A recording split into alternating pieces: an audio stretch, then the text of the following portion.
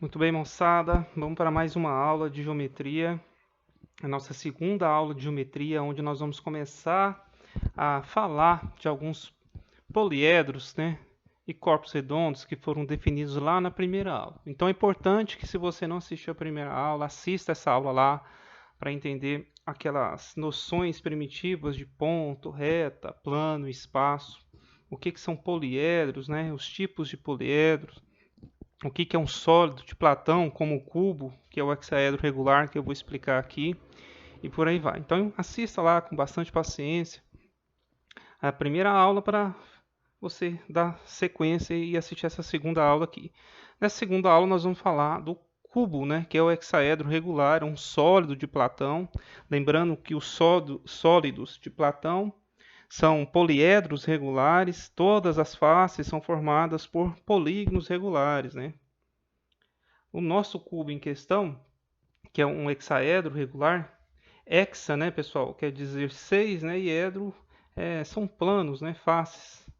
Então tem 6 faces, né? Então o cubo ele tem 6 faces e todas as faces são quadrangulares, ou seja, são quadrados. Ele tem 12 arestas e 8 vértices. Lembrando que os vértices é o ponto onde se encontram duas ou mais arestas. As arestas são formadas, né, por segmentos de reta. O segmento de reta ele tem um início e um fim, né? E esses polígonos aqui, no caso esse quadrado aqui, formado, né, por esses segmentos de retas paralelos aqui, formam uma face. Então aqui eu tenho uma face do cubo, totalizando 6 faces, certo? Então todas as faces são quadrados congruentes, ou seja, tem os mesmos lados nesses quadrados, os ângulos internos também são iguais.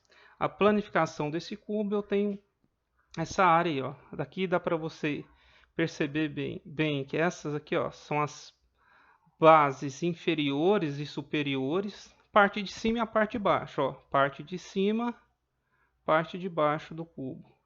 E as outras faces laterais. Então eu tenho 4 faces laterais e uma face superior e uma face inferior.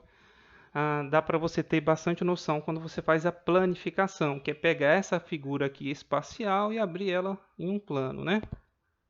Aí o que você precisa saber basicamente de um cubo? Aliás, de todas as figuras geométricas, né? Dos sólidos geométricos. Você tem que saber calcular as áreas, né? A área da base, a área lateral e volume, principalmente o volume, né? No Enem e nos vestibulares, como são figuras espaciais, as situações, problemas propostas, né, tratam mais de volume. Então nós vamos começar definindo a área da base e a área total. A área da base, ela é delimitada, né? Esse plano de baixo aqui, ó, por um quadrado, né, de lado L. Lembrando que esse lado é igual a esse, que é igual a esse, e é igual a esse. Então a área da base é esse lado ao quadrado. De uma das bases, né, pessoal? Dessa outra base aqui também L ao quadrado. Então a área total da base é 2 vezes L ao quadrado. Aliás, todas as faces aqui desse cubo têm essa área na sua face, né? L ao quadrado. Se você entende isso, fica mais fácil você entender que é a área total, tá? Então a área lateral, ó, é L ao quadrado. Como eu tenho 4 faces, fica 4 vezes L ao quadrado. Eu tenho 4 faces laterais. Essa aqui é a primeira, essa aqui é a segunda, essa aqui, ó, desse lado aqui, ó, terceira, e essa aqui atrás, a quarta. Então, 4 faces laterais, certo? Para calcular a área total, eu vou somar todas essas áreas aí, ó. 2 vezes a área da base, lembrando que a área da base é a base inferior e a base superior. Isso aqui, ó. Então, é 2 vezes. Mais 4 vezes a área lateral, que está aqui. Substituindo aí, ó, a B nós vimos que é L ao quadrado e a L também é L ao quadrado. Então, eu tenho 2L ao quadrado mais 4L ao quadrado. Então, tá aí, a área total é 6 vezes o lado ao quadrado. Lembrando que aqui eu chamei lado porque eu defini a partir do lado de um quadrado, né? Mas aqui dentro do cubo nós chamamos isso de aresta. Então, posso escrever essa fórmula aqui, ó, como 6 vezes A elevado ao quadrado, tá? Mesma coisa. Aliás, essa letrinha aqui não importa muito qual nós vamos utilizar. Mas a área total é 6 vezes a aresta ao quadrado para você ter a área total de um cubo. Diagonal do cubo, pessoal. Diagonal do cubo é essa diagonal, ó, que nesse desenho está saindo. Esse segmento de reta, né, que está saindo desse vértice até esse vértice aqui, ó. Nós chamamos de diagonal espacial. Essa diagonal, com esse desenho menor aqui, ó, ela é a diagonal da face, dessa face de baixo, dessa área da base.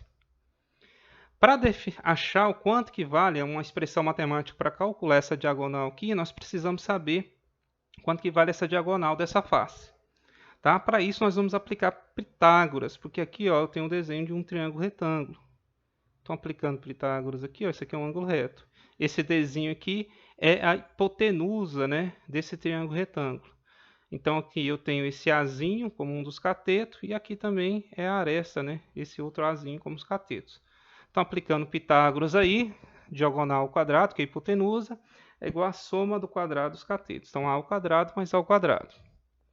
Então, posso somar aqueles A lá, 2A ao quadrado, extraio a raiz quadrada dos dois lados, eu posso falar que D, que é a diagonalzinha lá de baixo, ó, é A raiz de 2. Daqui para cá, pessoal, ó, nós extraímos a raiz quadrada. Ó. Extrair a raiz quadrada desse lado e a raiz quadrada desse lado. Aí, esse quadrado cancela com esse quadrado que está aqui, a mesma coisa aqui. Então, sai todo mundo de dentro da raiz. D é igual a A raiz de 2. Falei todo mundo, mas está errado, né? O 2 fica. O expoente dele aqui é 1, né? Então, fica raiz de 2. Então, D é igual a A raiz de 2. Essa fórmulazinha aqui nós vamos precisar para calcular a diagonal do cubo, que é essa diagonal aqui, ó. Porque esse Dzinho aqui, ó, é um dos catetos. O outro cateto é essa aresta aqui. Então, aplicando Pitágoras também, porque isso aqui também é um triângulo retângulo. Diagonal, que é a hipotenusa, D ao quadrado, vai ser igual a esse cateto ao quadrado, que é o Dzinho, mais essa aresta ao quadrado, que é o outro cateto. Desenvolvendo aí, ó. D, nós vimos que é A raiz de 2, então fica A raiz de 2 ao quadrado, mais A ao quadrado. Elevando tudo aqui ao quadrado, fica A ao quadrado. Esse raiz de 2 agora ele sai, né, da raiz, porque esse 2 cancela com o quadrado da raiz aqui. Então fica A ao quadrado, 2 vezes A ao quadrado mais A ao quadrado. Então D ao quadrado é 3A ao quadrado. Extraindo a raiz dos dois lados também, nós temos que a diagonal do cubo é A raiz de 3. Uma forma muito simples, fácil de você gravar ela aí. E por fim o volume, né, que é fácil de definir. Volume você vai pensar sempre em 3 dimensões, né? Como essas arestas aqui de cada uma das dimensões são iguais, então vou multiplicar elas 3 vezes, elas sendo iguais, eu posso elevar ao cubo. Então o volume de um cubo é A ao cubo.